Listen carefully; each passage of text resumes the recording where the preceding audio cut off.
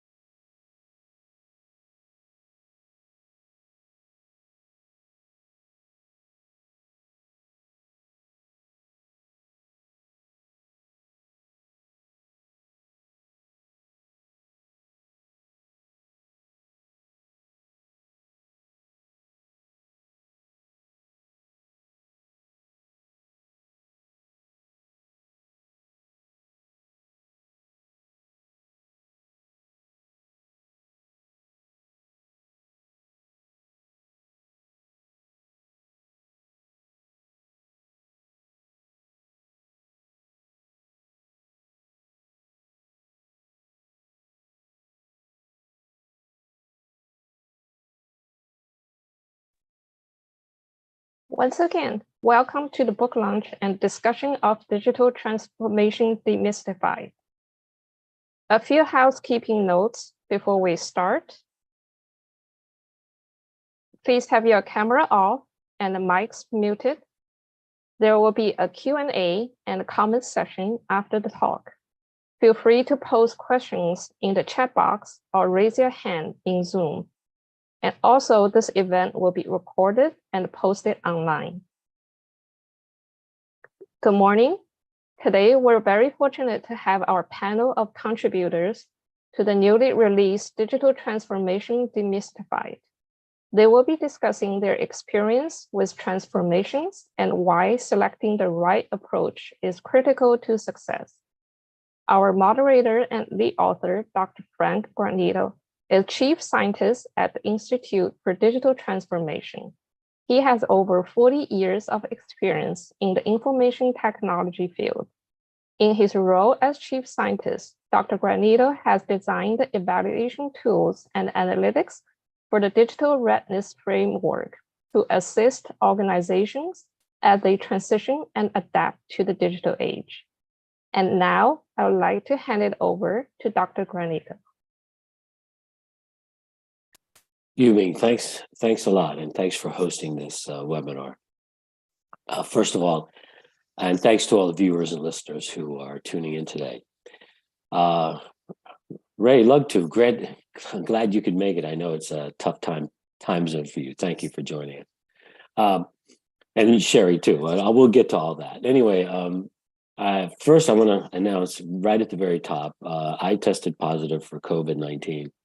A few days ago. So I'm still in kind of my COVID protocol. So I'm a little foggy, a little slow, but we'll get through this.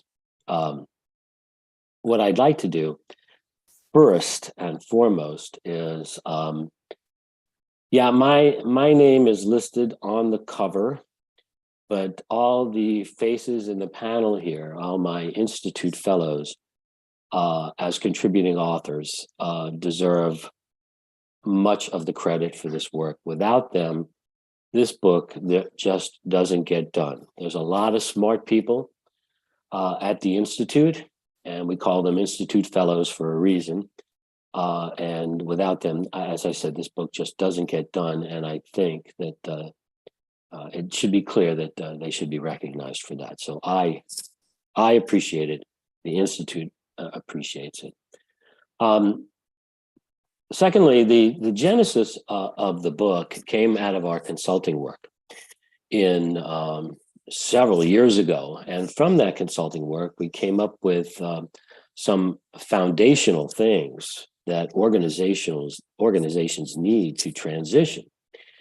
And these things turned into our readiness framework. such things as operational sustainability, organizational agility, strategic agility, and disruptive culture. Now, this turned into our readiness framework, as I said, and is one of the chapters in the book. And I'll get to that in a minute. But what I also want to emphasize here is there's no one single approach or definition to digital transformation. I don't know if anybody has a copy of the book or read it. I did a search on digital transformation. I came up with thousands of results from Gartner, McKinsey, and then I went to Webster to get a definition, digital transformation, and I got a total of 0 results. So there is no one definition, at least according to Webster. So I said, why are we better than Webster? So, well, maybe we are, but it's a good rhetorical question. So there is no one definition. So that kind of really led to the idea that maybe there really doesn't have to be one definition. Maybe that's kind of a red herring. And the best we can do are, say, guiding principles, or maybe establish a manifesto for a foundation for where people should think and go. And what should you know about digital transformation? So the demystification about digital transformation, is really that, like in The Wizard of Oz, the answer is right in front of you. There's no one definition, and we just have presented many different approaches. All or some are very, very viable for you. It's not a cookbook. It's not a step-by-step approach. But each one of our contributing authors here has a perspective on digital transformation to help organizations through that transformation. So I'll briefly touch upon digital transformation readiness. And from a readiness standpoint, we like to see organizations at operational sustainability.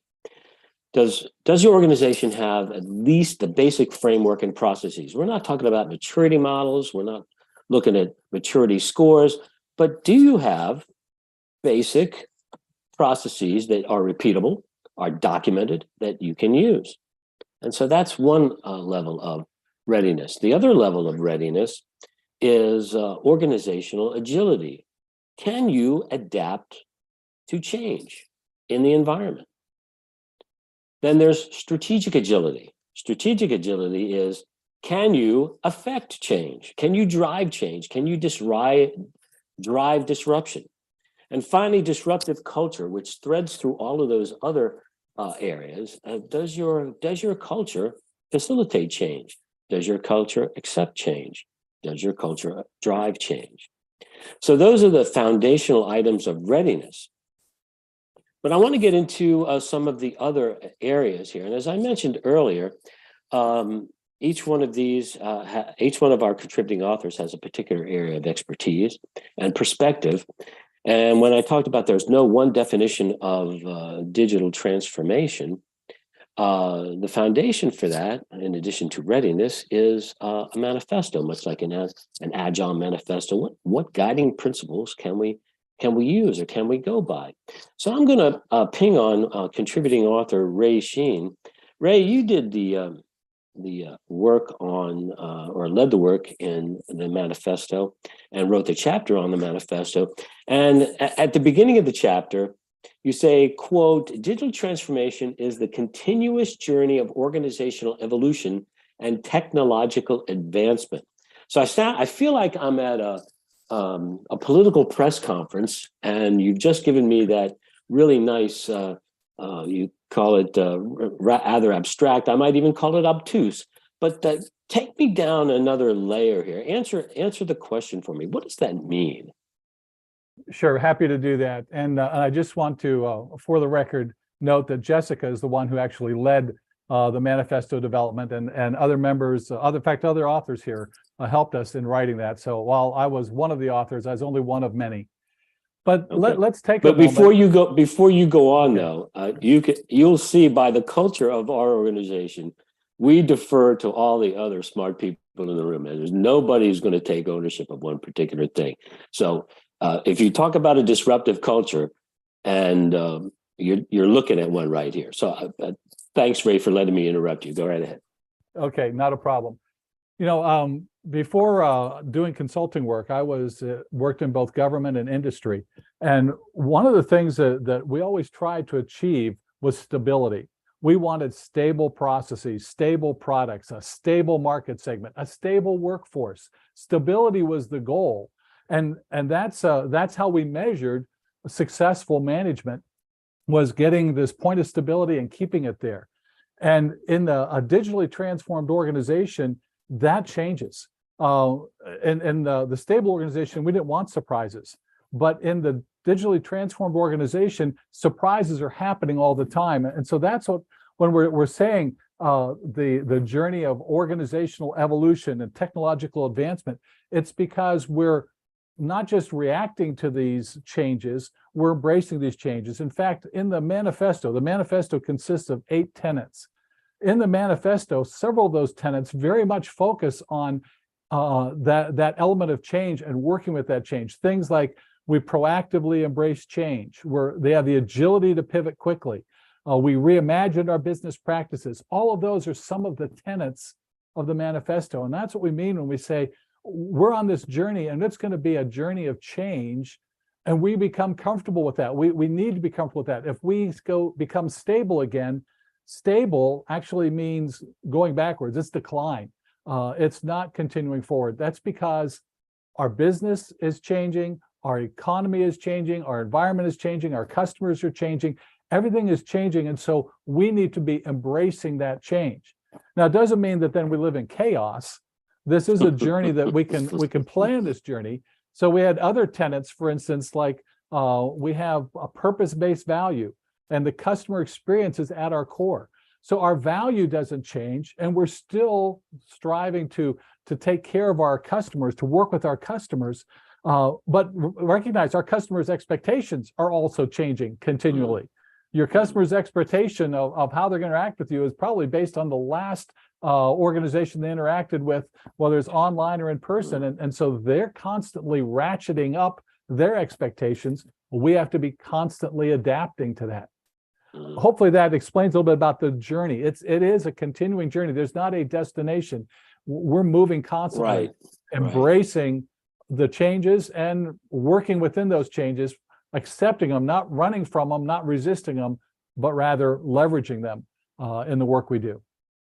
Ray, that's a great point. And I know for some of the folks out there listening about transformation, starting a transformation project, which implies a beginning and an end.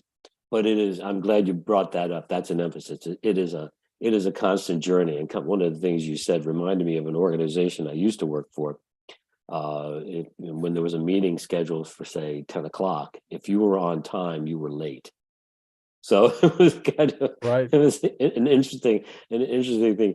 Sherry, I want to ping on you here next, because Sherry, if you don't know, is from New Zealand, and she was kind enough to get up at a wicked time, and you handled the neuroscience of transformation, which I found fascinating. Rather than ask a pointed question, so what will people listening, what will they get from your chapter on neuroscience? Please tell me that. Well, greetings from Auckland, New Zealand, what we like to call on top, down under. And, Frank, I sub-majored in industrial psychology, and I've always been interested in work as the vehicle for human evolution. And that word came up in your introduction and in what Ray was talking about, is, when you involve people with problems that you need to solve, the collective intelligence is mobilized. It's kind of what we call in America's Cup yachting terms, you get a foil lift. And everybody listening has probably been in transformations that get stuck and those that absolutely fly. And so we have to realize that organizations can't truly transform faster than people do. And listening to Raymond speak, I wondered if the manifesto should become a kind of recruitment tool whereby as people come into the organization, you're filtering them through these tenets to see whether, in fact, they will carry you into the future that you need. And really understanding human constraints to digital transformation is so important because you talk about constant change, Ray, but, the human being goes through a little bit of fight or flight with uncertainty.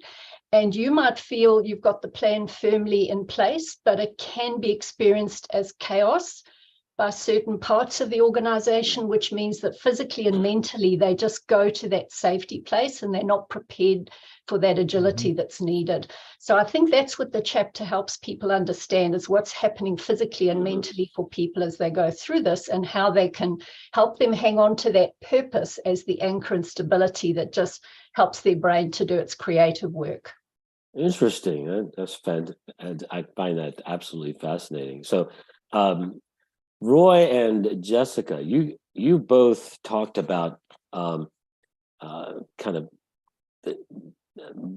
the both sides of the same coin. Roy, you talked about the customer experience and customer experience design, and Jessica, you talk about client engagement and the customer experience and customer success, et cetera. So it's kind of two sides to the same coin. So, Roy, I want to start with you, and maybe you and Jessica can kind of, I'll prompt you, Jessica, but kind of you can complement each other in this. Roy, in your chapter, you mentioned the difference between customer experience and customer experience design. What, in your view, is the key difference that is often overlooked by organizations in their customer experience efforts? In all kinds of work with customers, traditionally we refer to the outside-in view as opposed to the inside-out view. Inside-out meaning from your point of view inside the organization, in your department, in your whatever. You're looking out and you say, okay, we're going to do this, this, and this. Outside-in means, okay, what do the customers expect? What do they want, et cetera, et cetera. So one of the key elements of customer experience is the inclusion of customer perceptions. And without those perceptions, we'd be talking about customer experience design, the way we would like things to work for the customer, the way we think it will work for the customer, as opposed to the way the customer actually experiences it. So now in the digital world, we can actually get information in real time or very close to real time using sentiment analysis, and get information from the language the customer is using as they're working with an agent, whether in text or in speech. And that information can be fed into metrics or into AI-driven virtual coaching for the agent to get prompts to work with the customer, to use specific language that mirrors theirs or to respond to them, et cetera. So we have digital tools that are enabling improvement in the business processes. And that, for me, is the key to this transformation. And I'm sure that Jessica has similar experiences from the client engagement perspective. Yeah. And Roy, so you'll continue to excuse me, I'm still a little under the weather. Roy, I think that when you talk about that, we really must emphasize, and I think you touched upon it, that digital transformation is not necessarily about the technology, and you touched upon it. Your quote is basically, the technology enables us to drives our change in our processes and how we deal with customers. So that is really the essence of digital transformation, not technology. So, Jessica, I'll just pop over to you here. You talk about client engagement, customer experience, and customer success. Kind of. Another flavor of what Roy was talking about. These concepts have been around for several years. So why this? Why now? And I love asking that question. I'm like, why this? Why now? So take us through that, if you don't mind. Well, I think it ties not only with what Roy just said, but Sherry and Ray as well. I mean, culture is everything in this. So obviously we want to make sure we understand the customer's perspective, and we want to create a relationship with them that provides them value. I mean, that's really the goal. However, if we don't have an internal culture that is tuned to understand why and what the purpose is of focusing on the customer in this way. And that sounds so obvious, but typically, and I think, Roy said this very well, we're looking inside out instead of outside in. Mhm. And we really need to make sure that we're thinking about the effect on the customer and what they're after. And our purpose internally needs to be tuned to that. And getting an organization to a place where they're not just doing their job. I mean, people work hard, they're busy, they're doing their very best, but to what end, right? Just to complete the tasks, or because we have a higher purpose that we are going after, and that higher purpose has to tie to the customer, particularly in a transformation, because the whole point of our existence is to deliver some sort of value to the customer. So really putting a program together internally to get everybody on board, to make sure they understand what that purpose is, why this is important to them individually, to care about the customer and think about things from the outside in versus what's going to be easy for me and doing my work and processes. That's really critical, in my view, for successful transformation. I think it ties very well with what Sherry had just discuss with you. Excellent. Yeah. And we had a cool discussion, I think, at our last fellows meeting just this past Tuesday. And I think this ties together. We talked about leadership. And it's my philosophy that really culture is driven by leadership. And it's a significant factor, which leads me to talking to Jeff Ton. You wrote a chapter on leadership. Basically, you focus on leadership, and I just find this topic so fascinating. Anyway, you chose the topic of the metaphor of Lewis and Clark. So why use historical figures? What was so Lewis and Clark? What was so significant about this, and what lessons can we learn from the Lewis and Clark expedition? It does seem a little odd to be talking about people that lived 225, 230 years ago when we're talking about digital transformation. But I think a couple of things. First, the metaphor, the use of the metaphor itself. As humans, we love stories, right? And a lot of the lessons that we learn throughout our career, throughout our lives, are based on the stories that we hear. So weaving some of these leadership lessons into a story from a historical figure, whether it's Lewis and Clark or other historical figures, helps drive home the points that we're trying to make. One of the reasons why I chose Lewis and Clark specifically for this is because they were leading into an age of uncertainty. It was at the very early days of the United States. We had just doubled the land holdings of the United States with the Louisiana Purchase. And it was not really clear whether the United States was going to continue as a nation going forward. So you find them at this very uncertain age. Fast forward to today, we're at an uncertain age, right? The technology is changing, business is changing, culture is changing, and leaders are so important to this process because we have to be the change agent. We have to be the catalyst. We've all touched already in this conversation about driving culture, driving change. And the leaders have to be able to do that. And you have to be able to build a team of leaders. And I think that was one of the things that Lewis and Clark did very well. They went on this journey with 31 other people. And yes, it was, at that time, it was a military expedition, and we could go into all of that. But very soon after they head out into the wilderness, you find great examples of everyone on the team stepping up to be a leader. And they were able to create this cohesive unit and accomplish something that others before them had failed. We're talking about leading a digital transformation, and that it's a change in culture, it's a change in approach. You have to be able to lead in a time of uncertainty. And that's the lessons that we can pull forward from the Lewis and Clark expedition and the way they were able to do that and use them today. Interesting. So I know we went over kind of a treatment for this, and you guys know kind of what I'm going to be talking about, but I'm going to call an audible here. And it's just because I just thought of it. Jeff, I'm gonna ping on you, so work with me here. Did the mission change or alter? The original mission, I believe, was to find a northwest passage to the Pacific, or to right, but they were really unable to do that because they had to carry their equipment over land. So did the mission change throughout? So I'm sorry for putting you on the spot, but this, I think, goes to how, plans may change midstream and we have to adapt. So help us out there.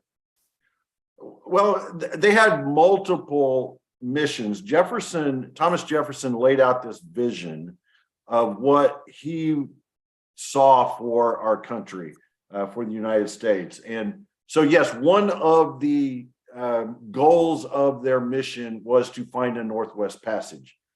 They were unable to find one because one doesn't exist. Right. Right. But they were also supposed to make contact with the native peoples. They were supposed to document the flora and fauna yes, and the animal life for scientific purposes.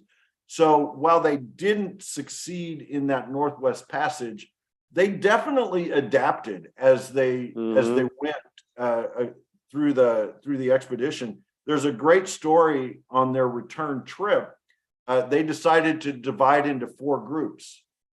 Still very much in a time of uncertainty, but Lewis wanted to go explore a certain part of the country that they didn't have the opportunity on the way out, because he wanted to advance the mission, and he had knowledge that Jefferson could not have had, right? And so they were faced with this choice of, do I go back and ask permission, or do I take impossible stance and lead into the unknown? So yes, it definitely, just like a digital transformation initiative, the overall goals may maintain, but the way that you reach those goals may change.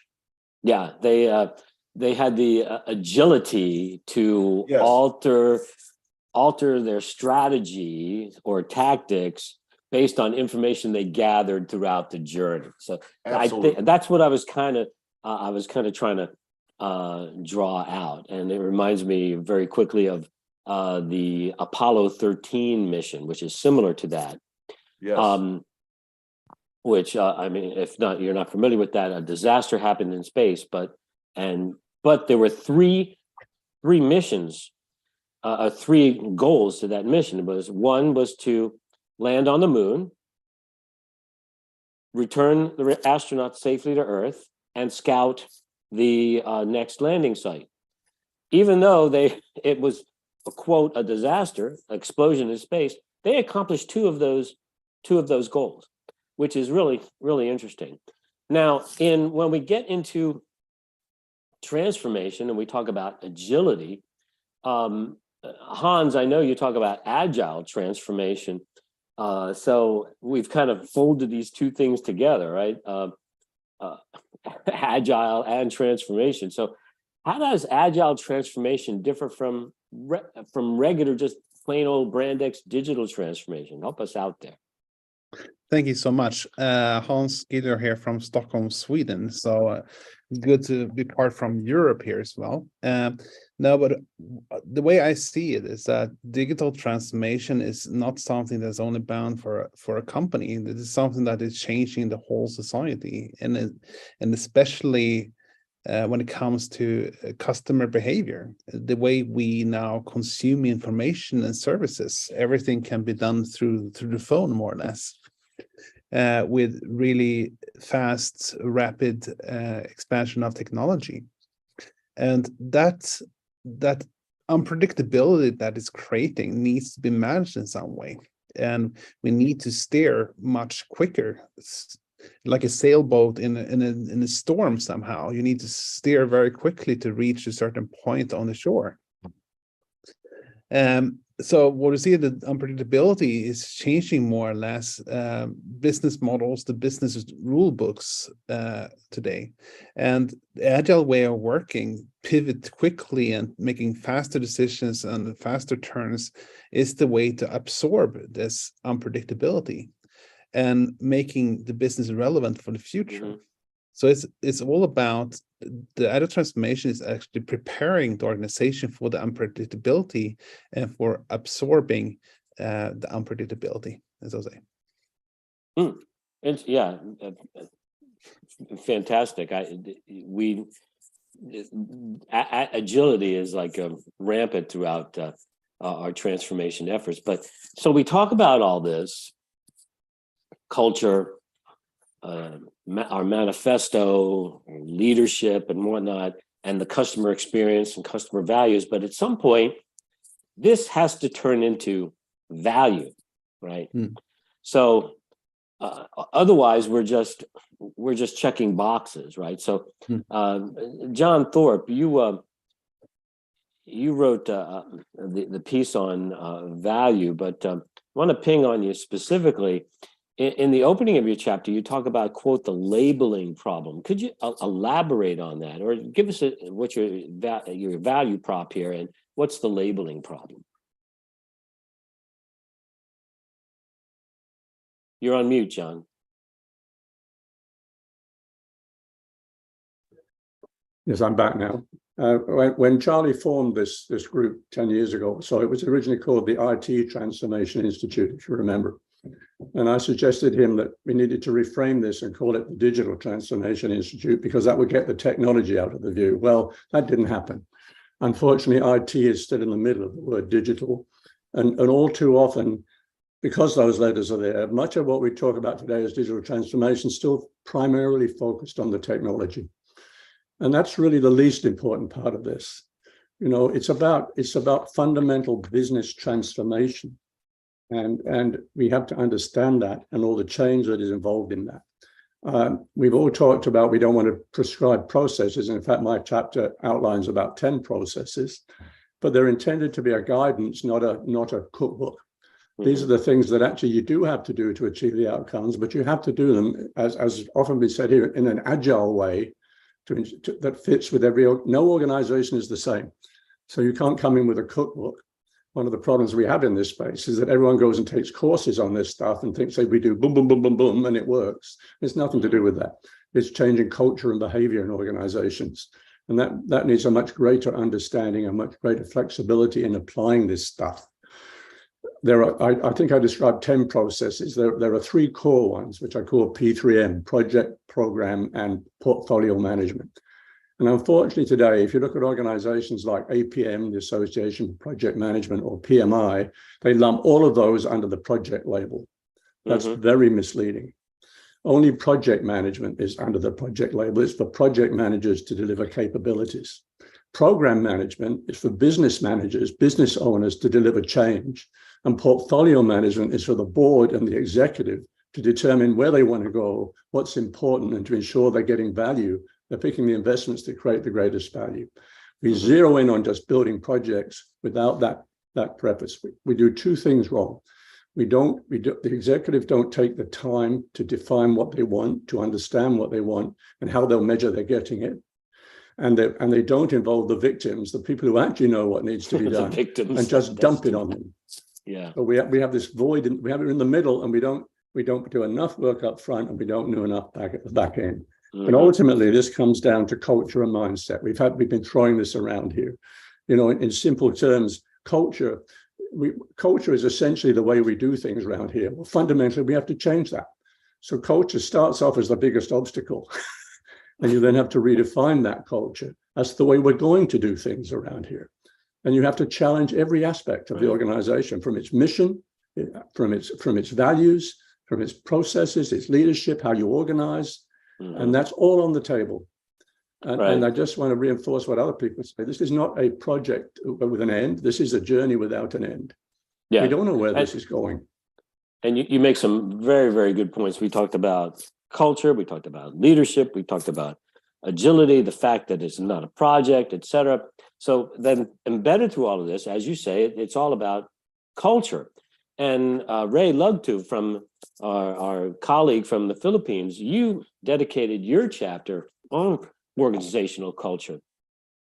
So I wanted to finish with you because the culture is the overall thread here. So I'm kind of ad-libbing here with you.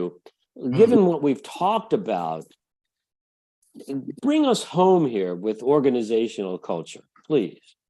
Yeah, thank you, Frank. So this is Ray Lugtu from Philippines. And that's right, Frank. All the contributing authors spoke about culture. Everyone touched on culture. Like agility, customer centricity, values. But interestingly, when we review literature and research out there, there is scant literature on the link between culture and digital transformation. While we talk about culture as an enabler, there is limited studies out there. So that's why I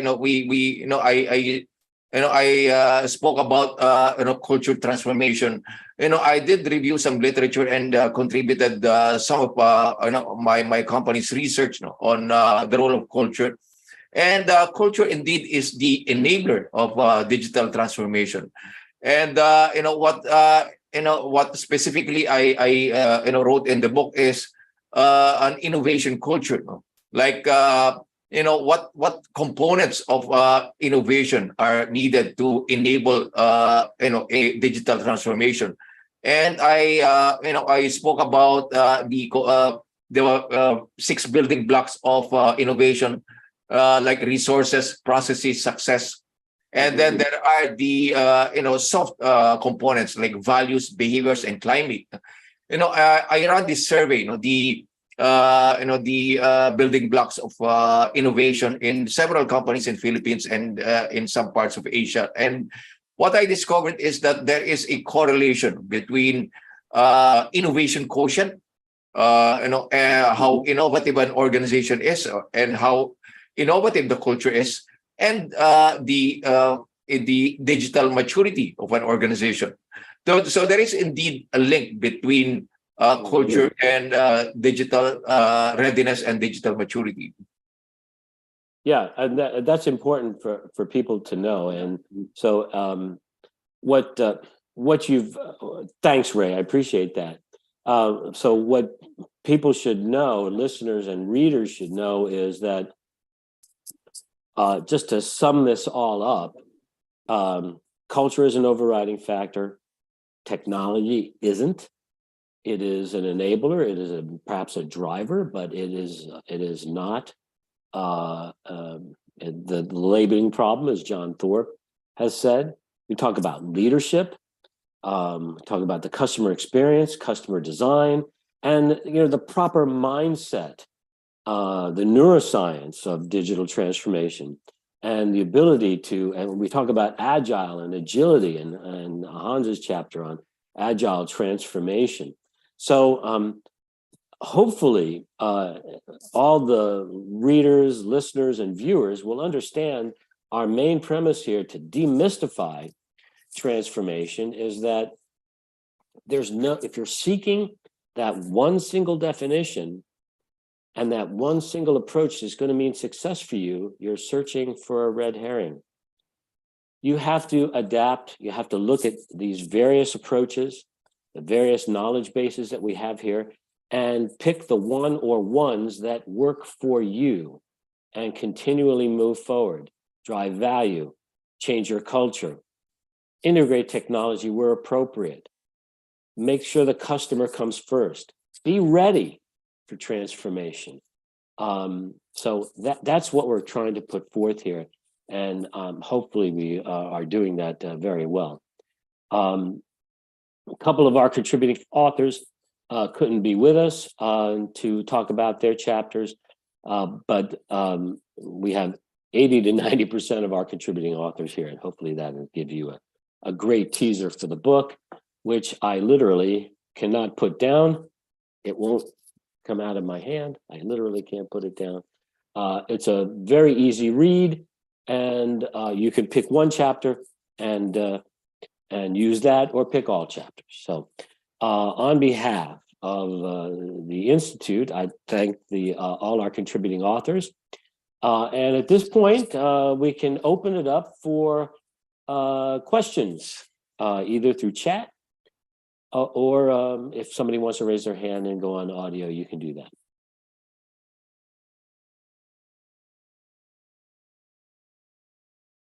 Sure. So we have a chat question here. It's a real shame that organizations don't attribute budget to culture. When one raises the point that culture is key to successful transformation, i.e. adapting to change, how my role will change. What does this mean in terms of everyday work? The teams I now need to engage with, etc., often requires opening up of departments, introducing collaboration models, things that don't exist. So it requires a lot of energy, and people to help facilitate this. Well, nobody said it was going to be easy, right? If it was easy, everybody would be doing it, and we wouldn't need to write this book. I mean, anybody who's worked in a large organization has been involved in inertia, right, of an organization. I mean, it's like trying to change the course of the Titanic. So I'm not sure where the question is in this, but I'm just kind of empathizing with you on that. Frank, Anybody else? Go ahead. Worth mentioning that some of the projects, although not a project, a journey that I've worked with that have been most successful have put the culture piece as a separate piece of work. And the budget, the time, the resourcing was put into that to make sure that the culture work was done. And that's very much in terms of that listener's point. Frank, I'd like to just add to that too. And this is very much really the chapter that I have presented to everyone deals with this, not so much on the budgetary standpoint, but you do need to make sure that the executive team, all the way up to your CEO, is bought into the fact that this is important to his or her organization. And a lot of times the honest answer is, if you do this, you will gain revenue and customer satisfaction if you do this right. And so there is value in a monetary sense for the company to do it. And in their reputation, there's value in that as well. So if the executive team can be clearly bought into the concept that this is actually going to deliver them the numbers that they're after and the satisfaction from their customers, you can start to build a program around that and get systematic about how you can deliver that across the organization. Yeah, and you make a good point that sometimes it has to be revenue driven, but are there other non-revenue benefits to this that we could make to the exec? Mr. Thorpe, go right ahead. You wanted to contribute there. You're on mute, sir. Share his point that my experience is if you don't get all the stakeholders involved in this at the beginning, and by the way, it's not getting the leaders interested, it's getting them to take ownership of it. And if you don't get all the stakeholders involved and engaged, it's not going to happen. If you do this to people, it won't happen. You need to, when I've done stuff like this, I've insisted that the team has representations from every affected area, and that those team members engage every employee in that area to get their opinion on what should be done, because quite honestly, they have a better idea than the guys at the top. And if you don't take the time, and it does take time, to both get the ownership of the executive and the engagement of those people, you're just wasting your time. Yeah.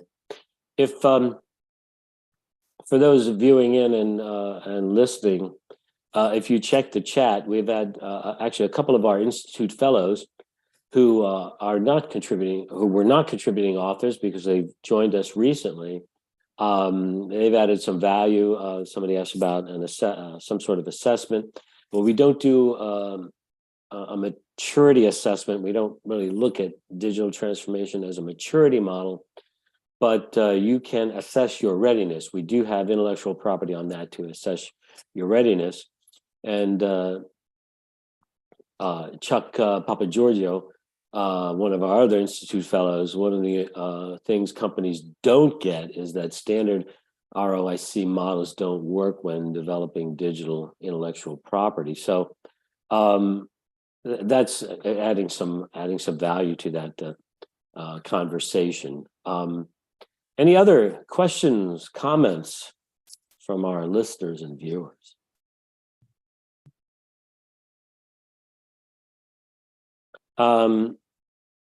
Having seen none, I will first, I'd like to thank the Institute for having me as chief scientist. I'd like to thank my Institute fellows, our Institute fellows here. I want to tell you selfishly, I really enjoy our monthly meetings because it's a culture of contribution, and we have great intellectual conversations, and they're mostly serious, but always topical. So I appreciate that. I also want to finally thank World Scientific for publishing this book and reaching out to us to do this and having us as an author. And thank you to all the viewers and listeners who are there. At this point, I'd like to turn it back over to Yubing at World Scientific for some closing remarks. Thank you all very, very much. Thank you, Frank, and our panelists. We encourage everyone to give this book a read, and we're offering 20% discount to today's attendees. And discount code is on the screen and can also be found in the chat box. The book is also available on Amazon. It has been a delight having all of you. Goodbye.